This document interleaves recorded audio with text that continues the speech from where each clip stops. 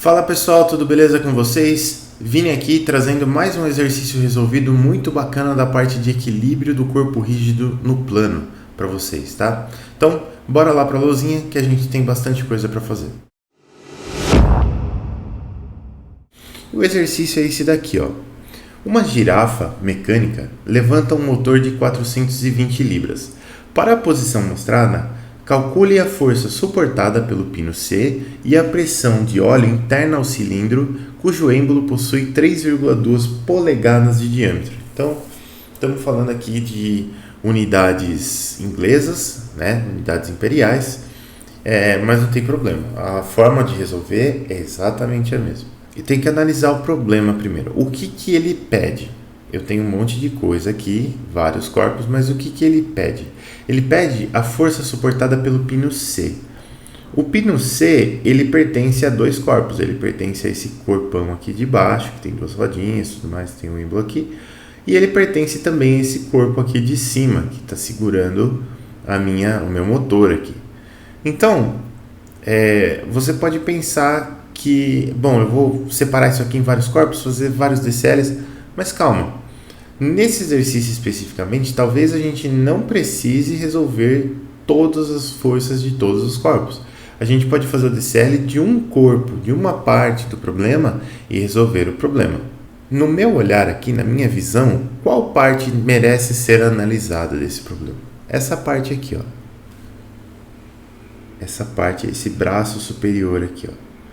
Esse braço superior, ele está sofrendo a ação das forças no pino C, então eu posso calcular essas forças. Ele está sofrendo também a ação da força aqui do meu cilindro, então eu vou ter uma força aqui do cilindro e eu preciso calcular essa força para calcular a pressão aqui que está dentro do cilindro, ele dá uma área de êmbolo, a gente vai calcular. E eu tenho a ação aqui do meu motor, da força do meu motor aqui. Então, equilibrando esse corpo aqui, eu tenho um pino em C, então eu vou ter uma força vertical e uma horizontal em C. Eu tenho aqui em B um cilindro realizando uma força, e isso é muito importante porque o cilindro ele é um elemento que a gente chama de elemento axial. Ou seja, o cilindro ele só consegue fazer força na direção do cilindro. Ele não faz força assim, ele só faz força na direção do cilindro. Então a força vai estar alinhada com o cilindro. Então eu tenho mais uma incógnita só aqui. Três incógnitas, um corpo só, eu tenho que conseguir resolver. Então vamos fazer o DCL desse cara, hein?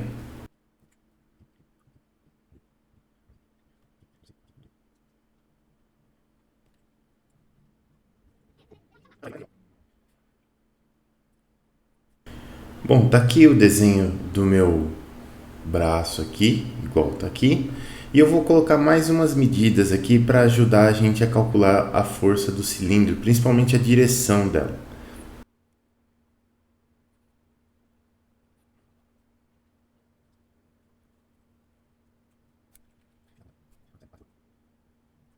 Agora que eu tenho algumas cotas aqui, algumas linhas base desenhadas aqui, agora vale a pena a gente colocar as forças que atuam no nosso problema. Então ele não fala nada da força-peso desse corpo aqui, então a gente vai desprezar essa força-peso.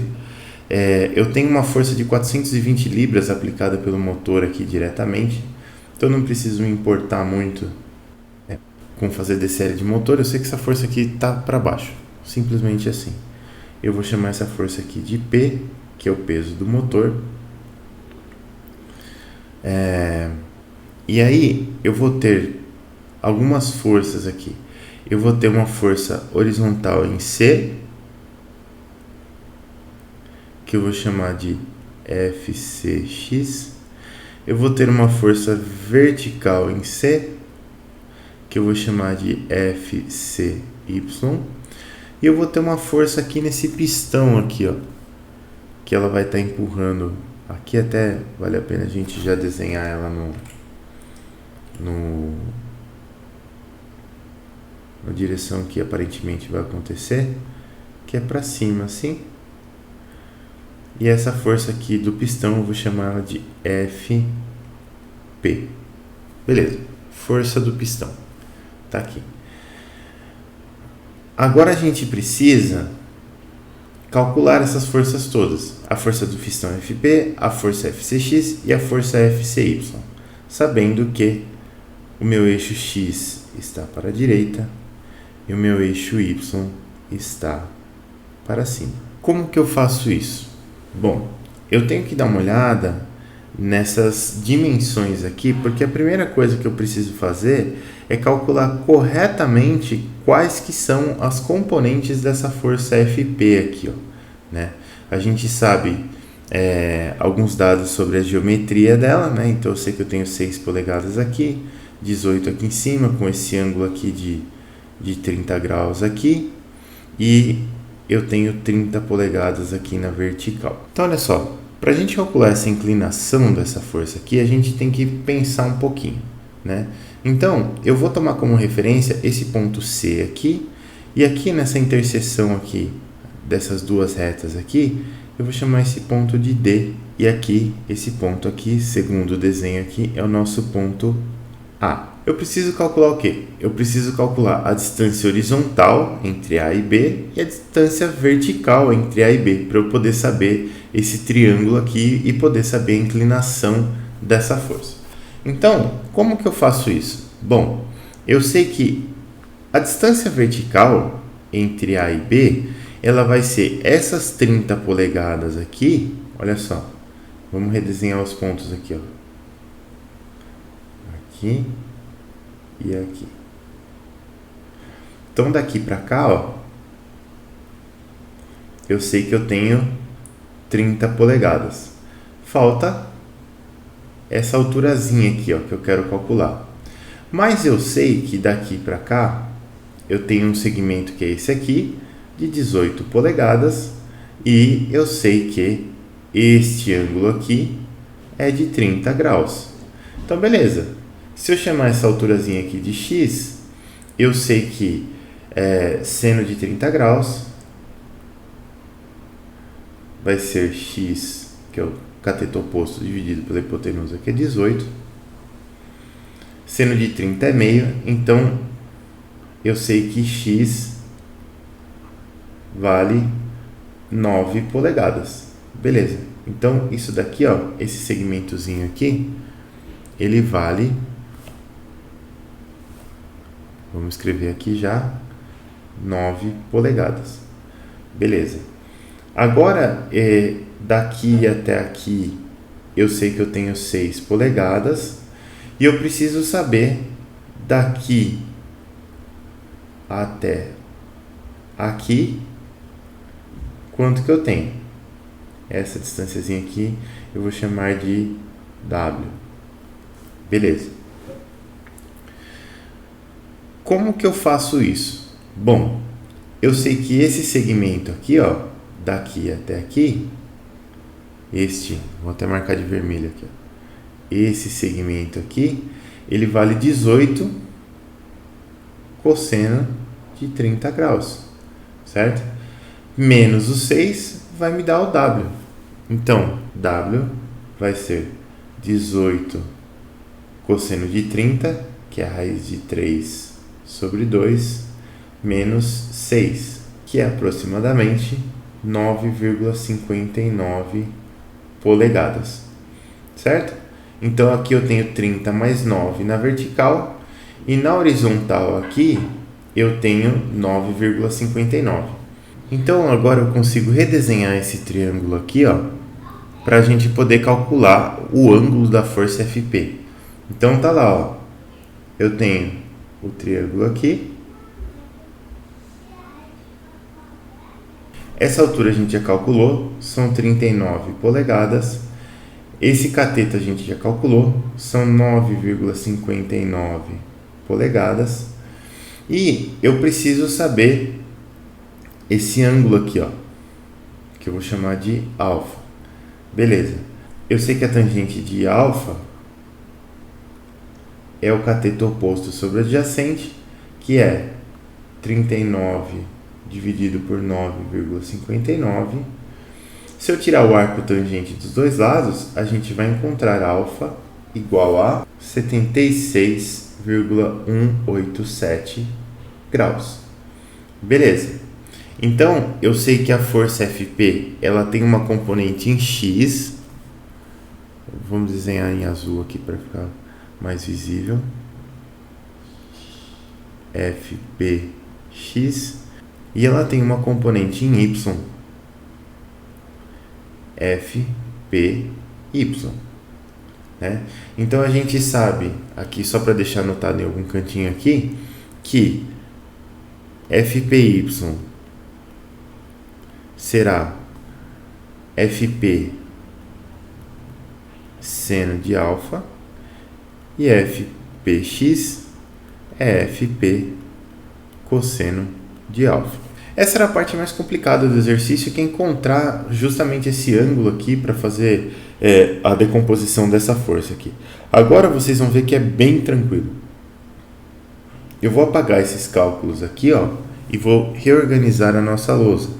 Eu preciso saber agora as forças que estão aqui em torno do pino C, primeiro.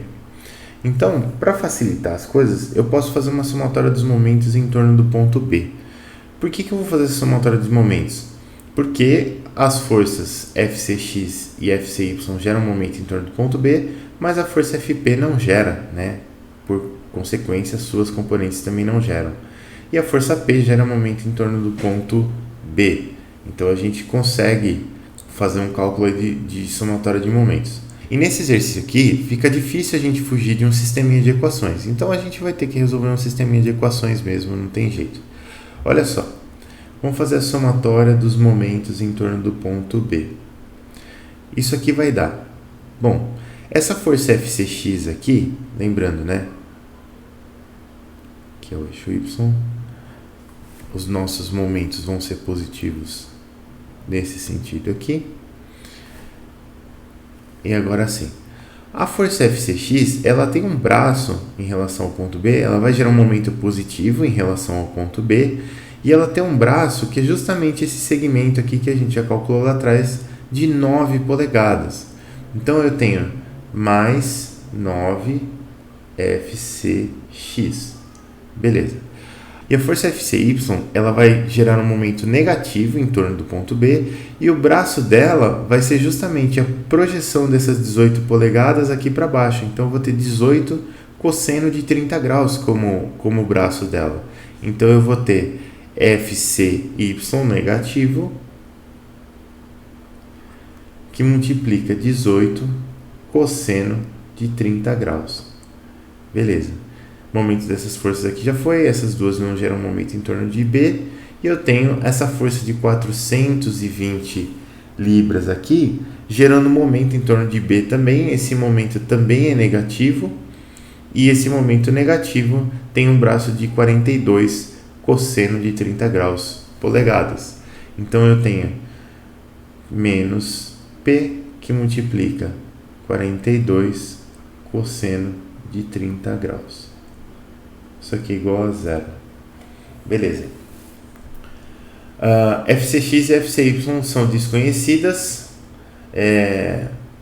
P é conhecida, mas ainda tenho duas incógnitas aqui, fica difícil resolver. Se eu fizer a somatória das forças na vertical, o que vai acontecer? Eu vou ficar com duas incógnitas aqui. Se eu fizer a somatória das forças na horizontal, eu vou ficar com duas incógnitas também. As outras, eu vou ficar com Fpx e Fcx. E se eu fizer a somatória das forças na vertical, eu vou ficar com Fcy e Fpy. Então vamos fazer essa somatória de forças.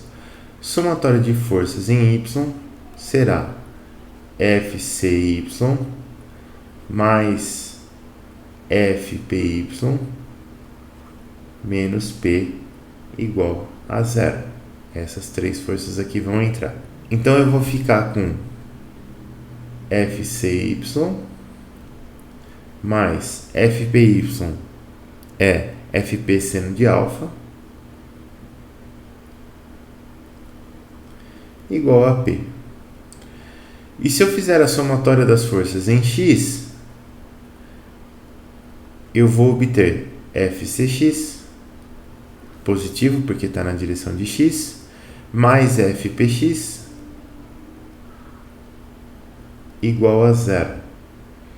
Então, a gente sabe que fcx mais fp cosseno de alfa é igual a zero. Aí você pode se perguntar se tem uma melhor forma de resolver isso aqui. Não, você pode resolver de várias formas. Eu normalmente prefiro resolver por substituição, né? Então, olha só, nessa primeira equação dos momentos aqui, eu tenho fcx e fcy. Nessa segunda eu tenho fcy e fp, e na terceira fcx e fp. Então, eu posso substituir fcx em função de fp, fcy em função de fp e resolver essa primeira equação aqui para fp. Depois, com o valor de fp, eu consigo resolver as outras duas facilmente aqui. Então, olha só, eu vou ter dessa equação aqui, ó, vamos escrever de verde aqui, ó, fcy será p menos fp seno de alfa. Dessa equação aqui, fcx é igual a menos fp cosseno de alfa. E a gente vai substituir esses dois valores aqui e aqui. Então, o que a gente vai encontrar? A gente vai encontrar 9fcx, que é 9 que multiplica menos fp cosseno de alfa, menos fcy, que é p menos fp seno de alfa, que multiplica 18 cosseno de 30 graus, menos p, que multiplica 42 cosseno de 30 graus, igual a zero. fp, que multiplica menos 9 cosseno de alfa, mais 18 cosseno de 30 seno de alfa, porque o menos com menos dá mais aqui, é igual a P, que multiplica 42 cosseno de 30 graus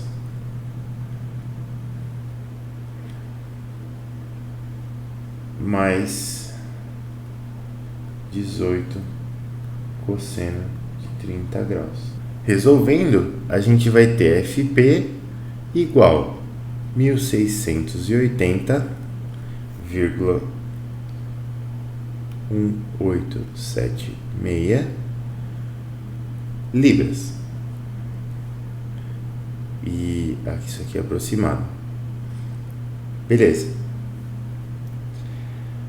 Agora que a gente já tem esse resultado aqui, a gente pode de novo apagar as continhas, ou apagar uma parte das continhas pelo menos, para poder resolver o FCX e o FCY. Então vamos lá. O FCX vai ser menos FP cosseno de alfa.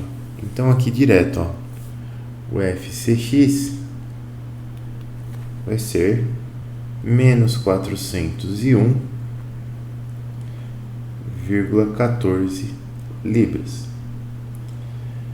E o FCY, ele vai ser 420 menos FP seno de alfa, que é igual a menos 1211,6 libras. Aproximado. Beleza, pessoal. Então, olha só que interessante. A gente calculou aqui as forças no pino C.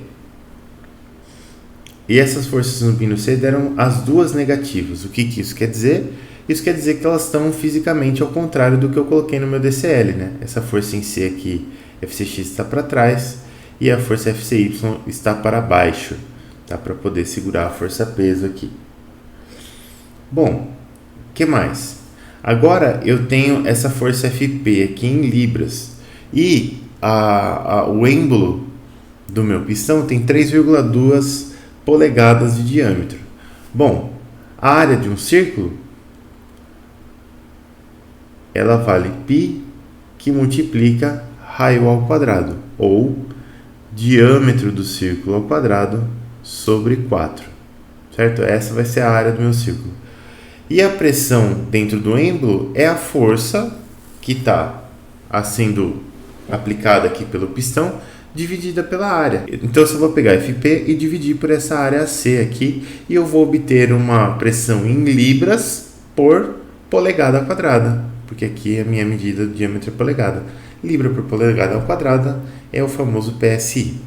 Então, vamos lá. Essa área aqui, se a gente calcular, ela vai dar aproximadamente 8,0425 polegadas quadradas. Legal? Se eu dividir essa pressão FP por isso daqui, eu vou obter uma pressão de 208. Então, a nossa pressão ela vai ser FP dividido por AC, que é igual a 208,914 aproximadamente libras por polegada ao quadrada, que a gente escreve assim, PSI, pounds per square inch. Beleza, pessoal? Então era isso que eu queria trazer para vocês com esse exercício, pessoal. Muito obrigado pela sua atenção, pela sua paciência, um grande abraço e até o próximo vídeo.